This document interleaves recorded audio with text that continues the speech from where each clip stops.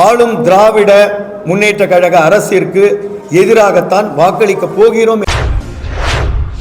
ஏமாற்றங்கள் தொடர் வலிகள் இதுதான் நாங்கள் அனுபவிச்சது இன்னி வரைக்கும்.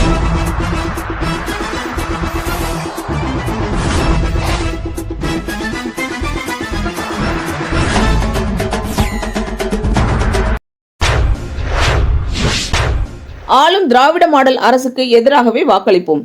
தமிழ்நாடு போட்டோ மற்றும் வீடியோ கலைஞர்கள் தொழிற்சங்கம் அரசுக்கு எச்சரிக்கை.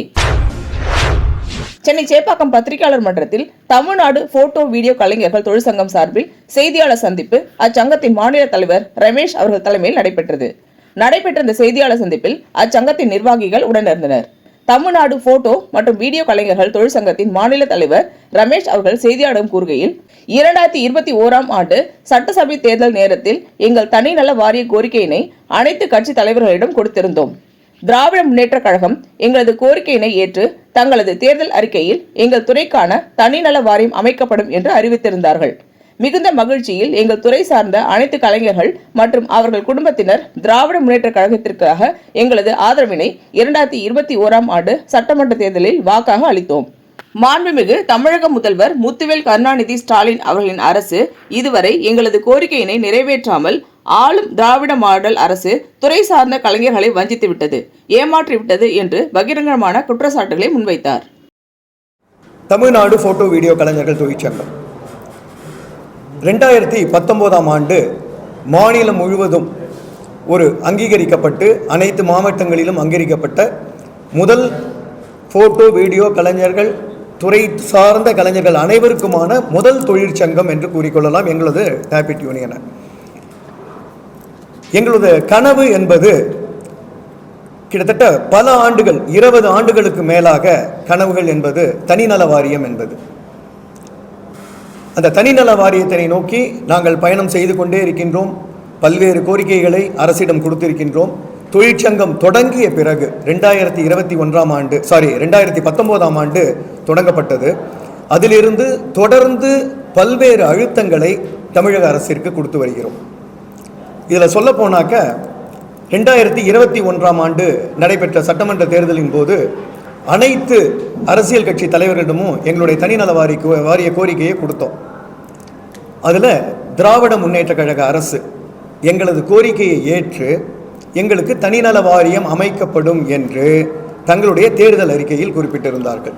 எங்களுக்கு ரொம்ப மகிழ்ச்சி, ஒரு அளவிற்கரிய மகிழ்ச்சி. ஏன்னா இந்த அளவுக்கு எந்த கட்சி தலைவருமே எங்களை கோரிக்கையை ஏற்கலை. அவர் ஏற்று தன்னுடைய தேர்தல் அறிக்கையில் தங்களுடைய கழக அறிக்கையில் கொடுத்ததுங்கிறது மட்டற்ற மகிழ்ச்சி. உடனடியாக நாங்கள் போனோம், அறிவாலயத்துக்கு போனோம். அங்கே டிஆர் பாலு சாரை பார்த்தோம். அடுத்தது எல்லாரும் முக்கிய தலைவர்கள் எல்லாருமே பார்த்து எங்கள் நன்றியை தெரிவித்துக் கொண்டு ஓப்பனாகவே ஒரு ஸ்டேட்மெண்ட்டை கொடுத்தோம். எங்களுடைய தமிழகம் முழுவதும் உள்ள எங்களது தொழில்துறை சார்ந்த கலைஞர்களின் ஆதரவு என்பது இந்த 2021ஆம் ஆண்டு தேர்தலில் திராவிட முன்னேற்ற கழகத்திற்கு என்று வெளிப்படையாக கொடுத்து அந்த ஆதரவையும் தெரிவித்தோம். அதாவது சொல்லுவாங்க இல்லையா, ராமருக்கு அணில் உதவியதுன்னு சொல்லுவாங்க ஒரு உதாரணம். அந்த மாதிரி எங்களுடைய தொழில் சார்ந்த கலைஞர்கள் தமிழகத்தில் சுமார் 3 லட்சம், அதாவது நான் ஒரு சாதாரண கணக்கை தான் கொடுக்குறேன், 3 லட்சம் அப்படிங்கிறது 3 லட்சம் பேர் நம்முடைய துறை சார்ந்த கலைஞர்கள், எங்களோட கலைஞர்கள் இருக்காங்க, அவர்களது குடும்பங்கள். இவர்கள் அனைவரின் ஆதரவு என்பது 2021ஆம் ஆண்டு நடைபெற்ற சட்டமன்ற தேர்தலில் திராவிட முன்னேற்ற கழகத்திற்கு நாங்கள் கொடுத்தோம். இது நிதர்சனமான உண்மை. திராவிட முன்னேற்ற கழகமும் ஆட்சிக்கு வந்தது, ரொம்ப மகிழ்ச்சி. பல ஆண்டுகள் ஒரு கனவு எங்களுக்கு ஒரு நனவாக போகிறது அப்படிங்கிற ஒரு ரொம்ப மகிழ்ச்சியில் இருந்தோம்.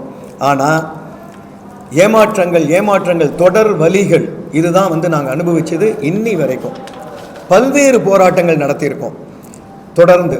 அதாவது இதில் என்ன பியூட்டி அப்படின்னாக்கா, எங்களுடைய பொதுக்குழுக்கு வராரு யாருனாக்கா TKS இளங்கோவன் அவர்கள், முன்னாள் நாடாளுமன்ற உறுப்பினர். வரும்போது அவர் சொல்கிறாரு, எனக்கு இதில் முக்கிய பங்கு இருக்கிறது. ஏனென்றால் இந்த தேர்தல் அறிக்கையை தயாரித்த குழுவில் இருந்தவன் நான். நிச்சயமாக உங்களுக்கு இந்த உங்களோட கனவு என்பதல்ல, உங்களது கோரிக்கை என்பது உடனடியாக நிறைவேற்றப்படும். எங்களது தலைவர் சொல்வதைத்தான் செய்வார், செய்வதைத்தான் சொல்வார். முதல்வர் அவர்கள் நிச்சயமாக உங்களுக்கு நல்ல நலவாரியத்தை வாங்கி கொடுத்து விடுவார், நலவாரியத்தை கொடுத்து விடுவார் அப்படின்னு ஒரு நம்பிக்கையை கொடுத்தார். எப்போ 2021. ஆனால் இன்னி வரைக்கும் பார்த்திங்கன்னா பல்வேறு போராட்டங்கள் தொடர்ச்சியாக நடத்தின்னு வரோம். ஒவ்வொரு எங்களுடைய நிகழ்வுகள் அனைத்திற்குமே அமைச்சர்கள், குறிப்பாக எங்களது தொழில்துறை சார்ந்த அமைச்சர் CV கணேசன் அவர்கள், அப்புறம் இந்து அறநிலையத்துறை அமைச்சர் திரு சேகர் பாபு அவர்கள், அப்புறம் செய்தித்துறை அமைச்சர் சுவாமிநாதன் அவர்கள், அப்புறம் நாடாளுமன்ற உறுப்பினர் தமிழச்சி தங்கபாண்டியன், தியாகராய நகர் சட்டமன்ற உறுப்பினர் திரு J கருணாநிதி, அப்புறம் செந்தில் பாலாஜி அவர்கள், எல்லாரையுமே நாங்கள் போய் பார்க்குறோம். எங்கள் நிகழ்வுகள் அனைத்துக்குமே வராங்க. எங்களுடைய டைரி பார்த்திங்கன்னா அதில் எல்லாத்துலேயுமே ஒவ்வொரு அமைச்சர்களுடைய ஒரு இது இருக்கும். எங்களுடைய தொழில்துறை அமைச்சர் வாழ்த்து செய்தி எங்களுக்கு ஒவ்வொரு ஆண்டும் எங்களுக்கு செய்தித்துறையாகட்டும் இதாகட்டும் எங்களுக்கு வாழ்த்து செய்தி அப்படிங்கிறது எங்களுக்கு தான் இருக்கும். அது ஒவ்வொரு ஆண்டுலேயுமே இது செய்தித்துறை அமைச்சர் எங்களுக்கு கொடுத்தது. இது போன்று அனைத்து அமைச்சர்களுக்குமே எங்களது ஒரு தொழிற்சங்கத்தின் மேல் ஒரு நல்ல ஒரு அபிமானம் இருந்தது. நிச்சயமாக நடக்கும் அப்படின்னு நினச்சோம். ஆனால் இன்றைக்கி பல ஆயிரக்கணக்கான தொழிலாளர்கள், அதாவது எங்கள் துறையை சார்ந்தவர்கள் மிகவும் கஷ்டத்தில் இருக்காங்க. நாங்கள் ஸ்மைல் ப்ளீஸ் அப்படின்னு சொல்லிட்டு எல்லாரையுமே சிரிக்க வைக்கிறோம். ஸ்மைல் ப்ளீஸ் அப்படின்னு சொல்லிட்டு எங்கள் கேமரா முன்னாடி எல்லாரையுமே சிரிக்க வச்சு படம் எடுக்கக்கூடிய எங்களுடைய வாழ்க்கை என்பது கேமராவுக்கு பின்னாடி ஒரு மிகப்பெரிய ஒரு அழுது கொண்டிருக்கிறோம் என்று தான் சொல்ல வேண்டும். கண்ணீரில் தான் இருக்கின்றது எங்களது வாழ்க்கை என்பது. ஒரு வெளிச்சத்தை படம் பிடிக்கிறோம்.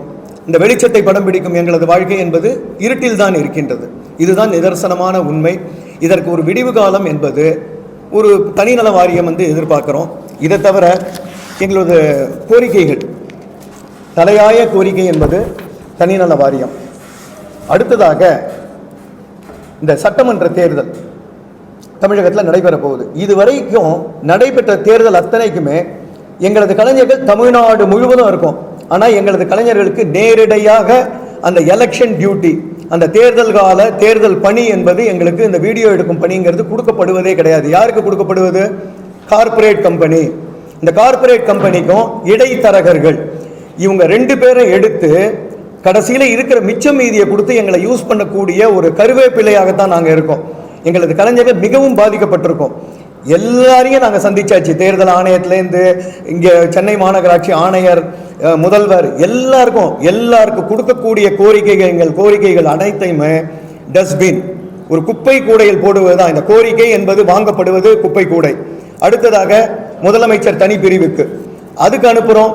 அதுவும் பார்த்தாக்கா அங்கே டஸ்ட்பின். எல்லா இடத்துலையுமே இந்த கோரிக்கைகள் என்பது டஸ்ட்பின், ஒரு ஐவாஷாக தான் இருந்திருக்கே ஒழிய நாங்கள் ஏமாற்றப்பட்டிருக்கிறோம், வஞ்சிக்கப்பட்டிருக்கிறோம் ஆளும் திராவிட முன்னேற்ற கழக அரசினால். இதனை வெளிப்படையாகவே சொல்லிக்கொள்ள கடமைப்பட்டிருக்கின்றோம். ஏன்னா இன்னைக்கு கேட்டுட்டு அடுத்த நாள் கொடுங்கன்னு நாங்கள் கேட்கல.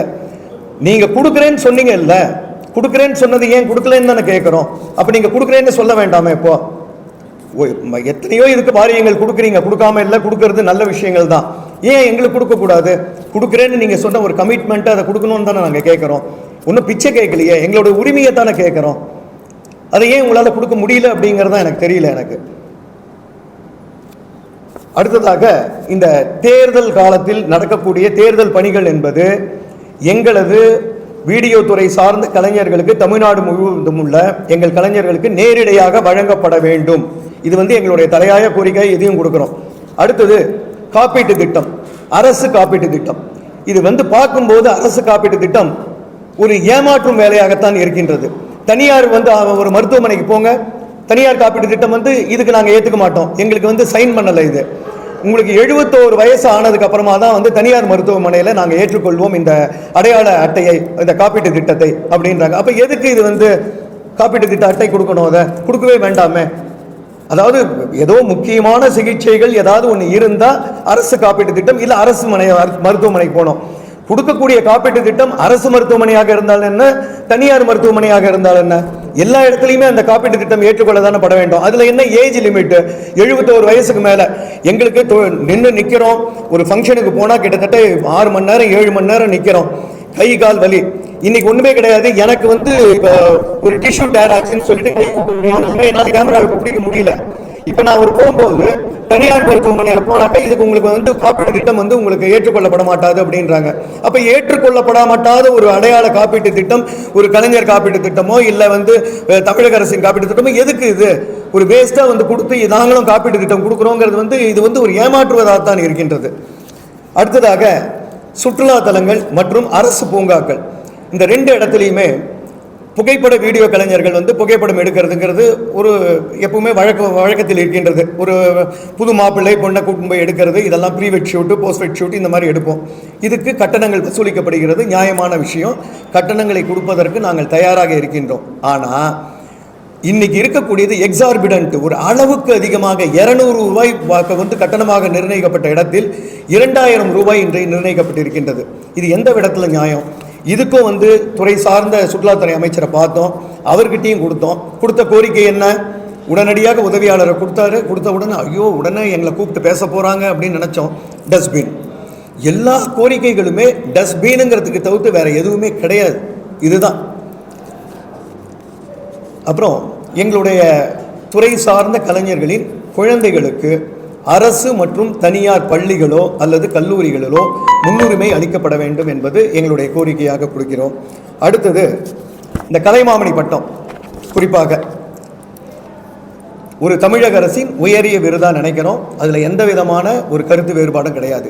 எல்லா துறைக்கும் கொடுக்கும்போது எங்களது வீடியோ புகைப்படத்துறை என்ன பாவம் செய்தது, ஏன் கொடுக்கக்கூடாது? இதுதான் எங்களுடைய கேள்வி.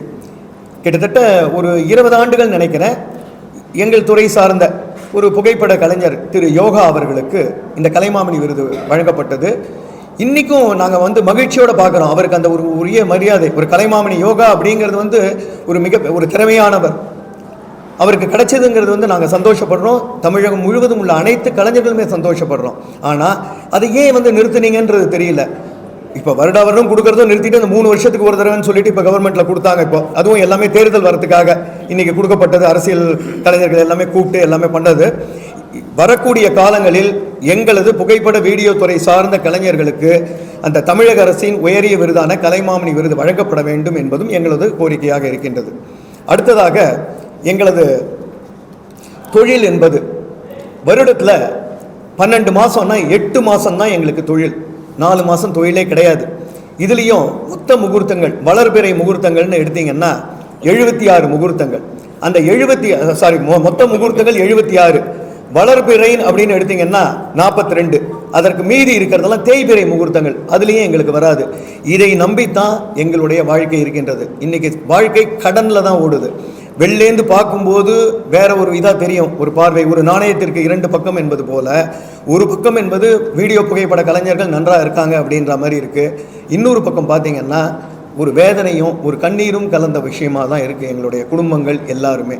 இதற்கு ஒரு விடிவு காலம் என்பது அந்த தனிநல வாரியம் என்பது எங்களுக்கு கிடைத்தால் நிச்சயமாக எங்கள் குடும்பத்தாருக்கும் எங்களது கலைஞர்கள் அனைவருக்கும் அவர்கள் சார்ந்த குடும்பத்தினருக்கு மிக ஒரு நல்ல காலம் பிறக்கும் அப்படிங்கிறது ஒரு இது. இன்றைக்கி வந்திருக்கக்கூடிய செய்தியாளர்கள் தங்களது ஊடகங்கள் மூலமாக இது இந்த வரக்கூடிய இதில் வந்து நிச்சயமாக எங்களது கலைஞர்கள் புறக்கணிக்க போகின்றார்கள்.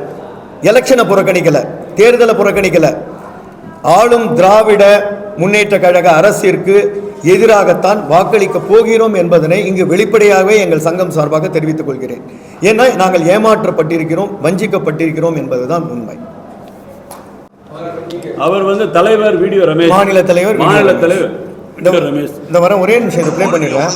சொல்கிறேன், இந்த நல வாரியம் என்பது என்னுடைய பங்களிப்பாலும் அந்த தேர்தல் அறிக்கையிலே இடம்பெற்ற காரணத்தினாலே எனக்கும் அதிலே மிகப்பெரிய பொறுப்பு இருக்கிறது. நிச்சயமாக உங்களுக்கு நலவாரியம் அமையும் என்று அந்த வாக்குறுதியையும் அளித்து இந்த வாய்ப்புக்கு நன்றி கூறி விடைபெறுகிறேன். வணக்கம். இந்த வீடியோ உங்களுக்கு பிடிச்சிருந்தா லைக் பண்ணுங்க, கமெண்ட் பண்ணுங்க, ஷேர் பண்ணுங்க, சப்ஸ்கிரைப் பண்ணுங்க.